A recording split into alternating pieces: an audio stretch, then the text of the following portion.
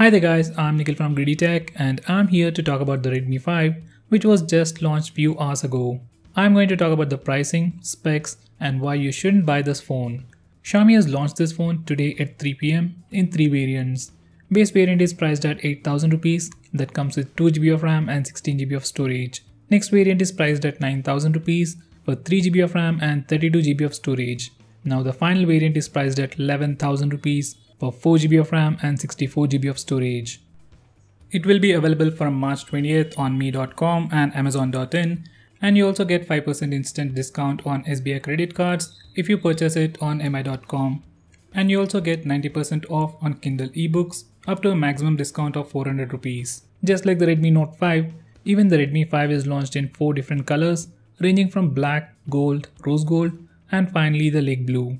Just in case if you're wondering about my preference, it is the black. Unlike the previous Redmi phones, Redmi 5 looks exactly like the Redmi Note 5 with a new 18:9 aspect ratio on the front and a metal back and plastic strips at the top and bottom on the back.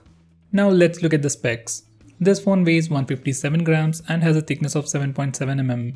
It has a 5.7-inch IPS display with HD+ resolution in the new 18:9 aspect ratio, protected by a Corning Gorilla Glass. We don't know which version it is. On the rear, it sports a single 12MP camera with f2.2 aperture and a single 5MP camera on the front.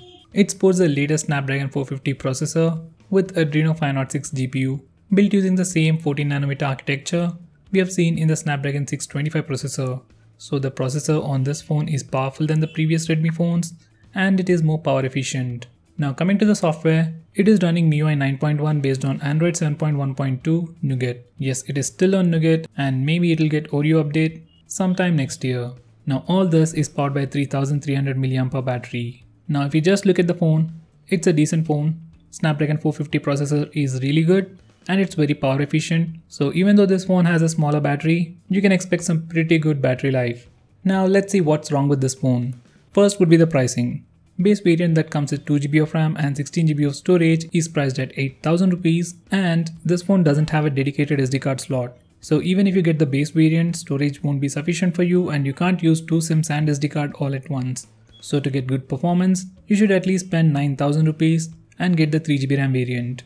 Now if you're already spending 9,000 rupees for this phone, why don't you spend 1,000 rupees more and get the Redmi Note 5 which comes with a bigger, better display, better performance, better cameras and a bigger battery. Now that's not all. If you're already spending 9,000 rupees, why don't you consider Infinix Hot S3? Yes, in terms of performance, it is slightly slower than Redmi 5, but it comes with a better front-facing camera along with portrait selfie option and it will be getting the face unlock feature pretty soon. To keep it simple, this is a good phone. Base variant is simply not usable. Out of the 16GB of storage, you get around 10GB of storage, and if you install some apps and use WhatsApp extensively, you will run out of space. If you go for the 3GB RAM variant, at the same price segment, we have the Infinix Hot S3 which comes with a better front-facing camera along with portrait selfies, face unlock feature and a bigger battery. And if you spend 1,000 rupees more, you can get the Redmi Note 5 which, as I've said, is a much better option than the Redmi 5. Literally, no version of Redmi 5 is good enough unless you're looking for a small form factor phone and you don't care about performance and gaming at all. So guys, that was the reason why you shouldn't buy this Redmi 5. By the way guys, if you're strictly on a budget and looking for the best phone under 7,000 rupees, simply get the 3GB RAM variant of Redmi 5A. It has good performance, memory management is good, you get sufficient storage for all your apps, it also has a dedicated SD card slot and it's a pretty well built phone.